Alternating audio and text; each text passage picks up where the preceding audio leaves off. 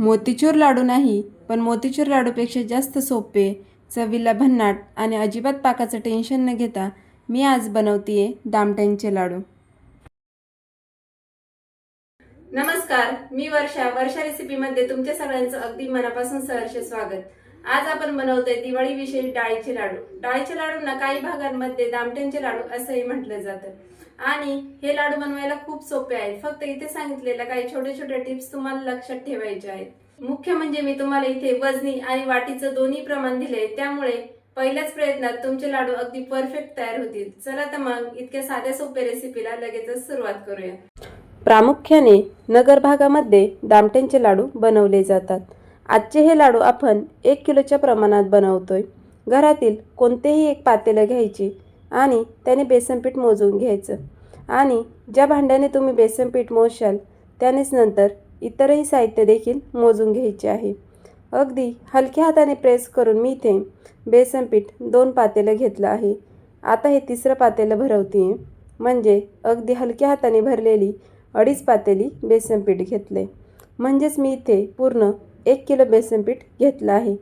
अगदी चिमूटभर मीठ टाकूया। नेहमीप्रमाणे गोड पदार्थांमध्ये मीठ घातलं की तो पदार्थ आणखी जास्त स्वादिष्ट लागतो। या बेसन पिठाच्या आपण पुऱ्या बनवणार आहोत। पुऱ्या बऱ्याचदा मिक्सरला दळल्या की त्या वातट स्वरूपात तयार होतात। असं होऊ नये म्हणून याकरिता फक्त 2 चमचे नॉर्मल तेलाचं मोहन घालायचं, त्यामुळे पुरी चिकट न बनता खुसखुशीत तयार होते, वातट देखील बनत नाही। आता अगदी थोड्या प्रमाणात पाणी घालायचं आणि अगदी घट्टसर अशी कणिक भिजवून घ्यायची। बेसन पीठ भिजवायला तसं तर जास्त पाणी लागत नाही, म्हणून मी कमीत कमी पाण्याचा वापर करायचा सांगितले आहे। हे पीठ ना थोडंसं चिकट असतं, त्यामुळे मळायला थोडं हार्ड जातं। याकरिता परातीला किंवा हाताला थोडंसं तेल लावून घ्या, म्हणजे मग पिठाचा गोळा करणे तुम्हाला सोपे जाईल। म्हणूनच तर कदाचित माझी आई हरभऱ्याची डाळ उन्हात सुकवून थोडीशी जाडसरच दळून आणत असावी, जेणेकरून हे पीठ मळायला जास्त सोपं पडत असेल। तुम्ही देखील तसं करू शकता, पण जर डाळ दळून आणायची नसेल तर या पद्धतीने देखील रेग्युलर बेसन पिठाचा वापर करू शकता। तर बघा, अगदी घट्टसर बेसन पिठाचा गोळा तयार झालाय, पीठ मळून तयार झाले। या कन्सिस्टन्सीचं पीठ आहे, ना जास्त घट्टसर ना जास्त सैलसर। हे कणिक मला अजून जास्त मऊसूत मळून घ्यायचं होतं, पण पीठ परातीला चिकटत होतं, म्हणून मी थोडंसं तेल लावून घेते आणि तेल लावून पीठ छान असं मळून तयार झाले, म्हणजे आपलं पुऱ्या बनवण्यासाठीचं पीठ तयार झाले। लगेचच आपण याच्या पुऱ्या बनवून घेऊया। त्याकरिता सुरुवातीला अगदी छोटे आकाराचे उंडे तयार करून घ्यायचेत, म्हणजे लाटायला जास्त वेळ न जाता पटकन पुऱ्या तयार होतात। या पुऱ्या एकीकडे लाटल्या आणि दुसरीकडे तळल्या तरी देखील चालतात। तर बघा, छोटे आकाराचे उंडे तयार करून घेतलेत। आता या पुऱ्या लाटून घेऊ। त्यासाठी पोलपटाला आणि लाटण्याला थोडंसं तेल लावून घेऊयात, त्यामुळे पुरी पोलपटाला किंवा लाटण्याला अजिबात चिकटणार नाही। आता या पुऱ्या लाटताना जास्त पातळ लाटायच्या ना जास्त जाड ठेवायच्या। जर जास्त जाड लाटल्या तर पुऱ्या आतून कच्च्या राहतील, व्यवस्थित तळल्या जाणार, आणि एकदम पातळ लाटल्या तर त्या मिक्सरला बारीक दळल्या जाणार नाही। दोन्हींची काळजी घ्यायची, त्यामुळे या मध्यम जाडीच्या पुऱ्या लाटून घ्यायच्या। लक्षात ठेवा, या पुऱ्या लाटत असताना कोरड्या पिठाचा वापर न करता अगदी थोड्याशा तेलाचा वापर करायचा। आपण पराठा जसा जाड लाटतो तेवढ्याच जाडीची ही पुरी आपल्याला लाटून घ्यायची। आपण पहिले उंडे करून तर ठेवले होते, त्यामुळे या पुऱ्या करायला जास्त असा वेळ लागत नाही, अगदी पटापट या पुऱ्या लाटल्या जातात। आता इथे मी सगळ्या पुऱ्या बनवून घेते। फक्त एक 8 ते 9 मिनिटांमध्येच माझ्या सगळ्या पुऱ्या बनवून तयार झाल्या आहेत। आता लगेचच तळून घेऊयात। त्याकरिता कढईत तेल गरम होण्यासाठी ठेवूया आणि तेल मध्यम गरम झालं की लगेच पुऱ्या तळून घेऊया। तेलाऐवजी तुम्ही तुपाचा देखील वापर करू शकता, कारण या पुऱ्या अजिबात तेल शोषत नाही, त्यामुळे या पुऱ्या तळायला खूप तेल देखील जास्त लागणार नाही। तुमच्याकडे जे अवेलेबल असेल ते तुम्ही वापरू शकता, पण मी इथे तेलच वापरते। पुऱ्या तळण्यासाठी तेल मध्यम गरम झाले. आता त्यामध्ये एक पुरी सोडायची आणि 31 सेकंद तरी पुरी पलटी करायची नाही. पुरीमध्ये पाण्याचा अंश असतो, त्यामुळे पुरी तेलात सोडल्या भरपूर बुडबुडे तयार होतात. आता 31 सेकंदानंतर आपली पुरी अगदी परफेक्ट अशी फुगली गेली आहे, पण ती अजून तळली नाही. त्यामुळे ती पलटी करायची आणि दोन्ही साईडनी छान तळून घ्यायची. पुरी तळली की नाही हे कसं ओळखायचं, तर पहिल्यांदा जेव्हा आपण पुरी तेलात सोडली होती त्यावेळेस तेलात भरपूर बुडबुडे तयार झाले होते, पण आता तुम्ही बघू शकता अगदी एकही बुडबुडं तुम्हाला तेलात दिसणार नाही. म्हणजे पुरी परफेक्ट अशी तळली गेली आहे. आता पुरीत कमी तेल शिल्लक राहावा, म्हणजे पुरी कमी तेलकट असावी, यासाठी तयार पुरी झाऱ्याच्या मदतीने झाऱ्यावर काढून घ्यायची आणि तशीच हातामध्ये धरायची आणि दुसऱ्या हाताने दुसरी पुरी तेलात सोडायची. यामुळे पुरीमध्ये जे एक्स्ट्राचं तेल असेल ते निघून जाण्यास मदत होते. त्यामुळे अगदी कमीत कमी तेलकट ह्या पुऱ्या आपल्या बनून तयार होतात. अशा पद्धतीने मी बाकीच्या सगळ्या पुऱ्या तळून घेते. अगदी खरं सांगायचं म्हटलं तर पहिली पुरी सोडून माझ्या एकूण एक पुऱ्या संपूर्ण फुगल्या गेल्या आहेत. त्यामुळेच तर मी तुम्हाला थोडंसं घट्टसरच पीठ भिजवायला लावलं होतं, जेणेकरून या पुऱ्या आतून चिकट न बनता छान अशा खुसखुशीत तयार होतील. हे बघा, एकसारख्या रंगावर संपूर्ण पुऱ्या तळून तयार झाल्या आहेत. पुऱ्या अगदी खुसखुशीत तळल्या गेल्या आहेत, एकदम गरम गरम आहेत. त्यामुळेच हाताला थोडासा चटका देखील बसला.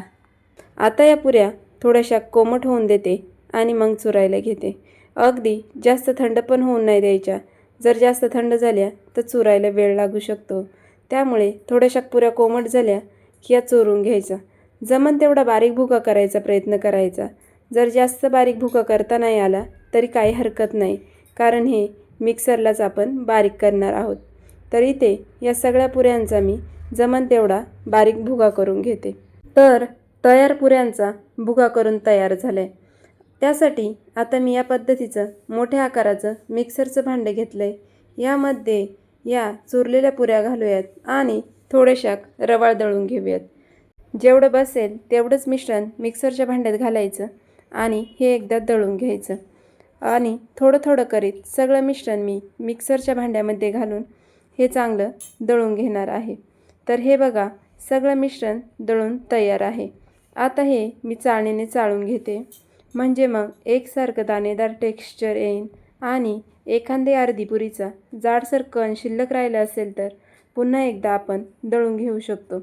त्यामुळे घरात जी कोणती जाडसर चाळणी असेल त्याने चाळून घेऊया. त्यामुळे लाडूचं टेक्स्चरही छान येईल आणि दाणेदार येतं. तर हे बघा, पुरीचे थोडेसे जाडसर कण शिल्लक राहिले, हे पुन्हा एकदा मिक्सरला दळून घेणार. अशाच पद्धतीने मी बाकीचा सगळा भुगा छान असा पहिल्यांदा चाळून घेते आणि नंतर जो चुरा शिल्लक राहिला आहे तो पुन्हा एकदा मिक्सरच्या भांड्यामध्ये बारीक करून चाळून घेते. तर तुम्ही बघू शकता अगदी छान असं दामट्यांच्या लाडूचं छान मिश्रण तयार झाले.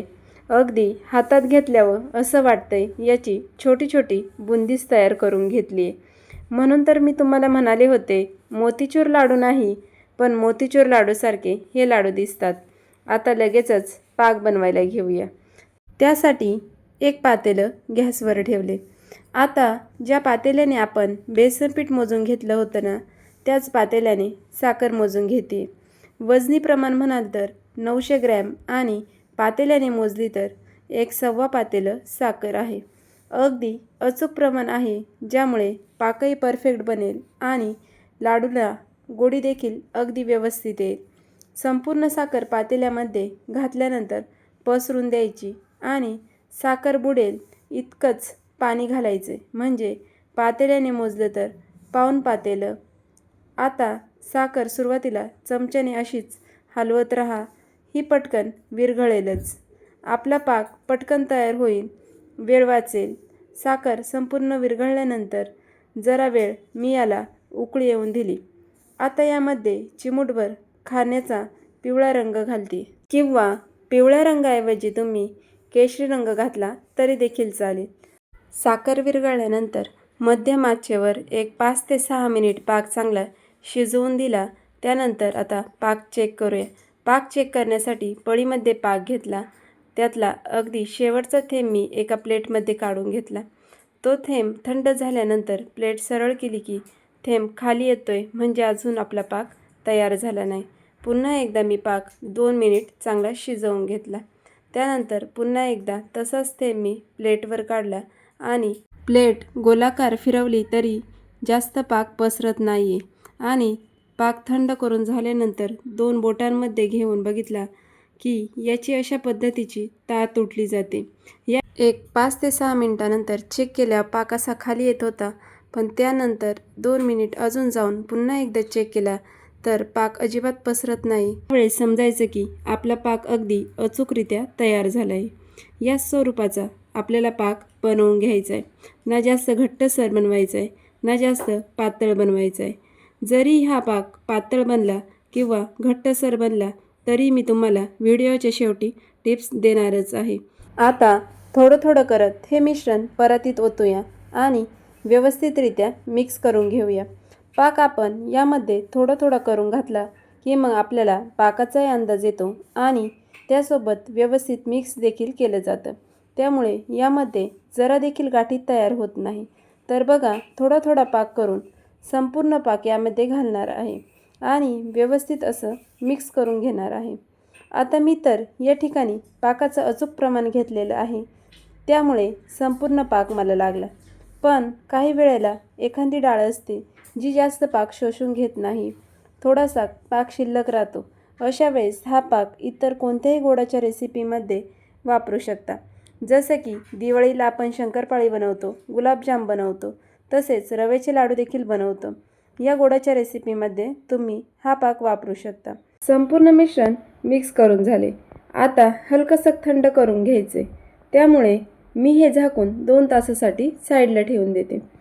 1.5 ते 2 तासानंतर मी हे मिश्रण बघते तर बघा किती मोकळं सुटसुटीत झाले, पण यामध्ये थोडासा ओलसरपणा आहेच. टेक्स्चर देखील अगदी परफेक्ट आले. छान अशी छोटी छोटी बुंदीच आहे असं वाटतंय. आता यामध्ये काय इतर जिन्नस घालूया. 1 छोटा चमचा इलायची पूड, अगदी चिमूटभर जायफळची पूड. जास्तही जायफळ घालू नका, नाहीतर याची थोडीशी उग्र चव येते. पण अगदी थोडंसं घातलं का याची चव अगदी छान येते. त्यामुळे आवर्जून घाला, पण अगदी कमी प्रमाणात घाला. 2 चमचे मगज बी आणि त्यासोबत थोडेसे पिस्ताचे काप घेतलेत, जे मी नंतर डेकोरेशनसाठी वापरणारच आहे. 1 ते 2 चमचे साजूक तूप घालायचे, त्यामुळे याची चव आणखी छान येईल. पण हे तूप घालणं पूर्णतः ऑप्शनल आहे. आता संपूर्ण साहित्य व्यवस्थित मिक्स करून घेऊया आणि लगेचच लाडू बांधून घेऊया. हे लाडू बांधायला खूप सोपे असतात. अगदी कमी वेळामध्ये लाडू बांधून तयार होतात. आता काही जणांकडून पाक थोडासा चुकू शकतो, त्यांच्यासाठी छोट्या छोट्या टिप्स सांगते. बघा, मिश्रण जर तुम्हाला जास्त पातळसर म्हणजे जर जास्त सैलसर वाटत असेल तर तुम्ही हे रात्रभराकरिता ठेवून द्या. पण जर रात्रभर ठेवून देखील मिश्रण जरा देखील कोरडं झालं नाही तर पुन्हा एकदा गॅसवर ठेवा आणि 1 ते 2 मिनिट मिश्रण शिजवून घ्या. या उलट जर मिश्रण जास्त घट्टसर वाटत असेल तर पुन्हा एकदा मिश्रण मिक्सरच्या भांड्यात घाला आणि फिरवून घ्या. मिक्सरमध्ये फिरवून घेतल्यामुळे या मिश्रणात पुन्हा एकदा ओलावा निर्माण होतो आणि लाडू छान असे बांधता येतात. आणि तरी लाडू बांधता येत नसेल तर पुन्हा एकदा यामध्ये चमचाभर दूध टाका आणि मिश्रण चांगलं मिक्स करून घ्या आणि लाडू बांधायला घ्या. या दोन्ही पद्धतीने आपले लाडू तयार होतात. बघा किती छान असा एकसारख्या आकाराचा गोल गरगरीत लाडू दिसते. मस्त असा दाणेदार आणि रसरशीत तर झालाच आहे, पण दिवाळी फराळातला हा एक पदार्थ माझ्या घरातल्या सगळ्यांच्या आवडीचा आहे. तुम्ही देखील या अगोदर असे लाडू कधी केले नसतील तर एकदा नक्की ट्राय करून बघा. मला खात्री आहे तुम्हाला नक्कीच आवडतील. अशा पद्धतीने आपले 1 किलोमध्ये साधारण मध्यम आकाराचे 40 लाडू तयार होतात. आपण दामट्यांचे लाडू तयार झाले. तयार लाडूमधील एक लाडू तुम्हाला फोडून दाखवते. तर बघा, आतून किती छान असा अगदी मऊ लुसलुशीत असा रसरशीत लाडू दिसतोय. त्यासोबत टेक्स्चर देखील जबरदस्त आले. त्यामुळे तुम्ही हे लाडू नक्कीच ट्राय करायला हवेत.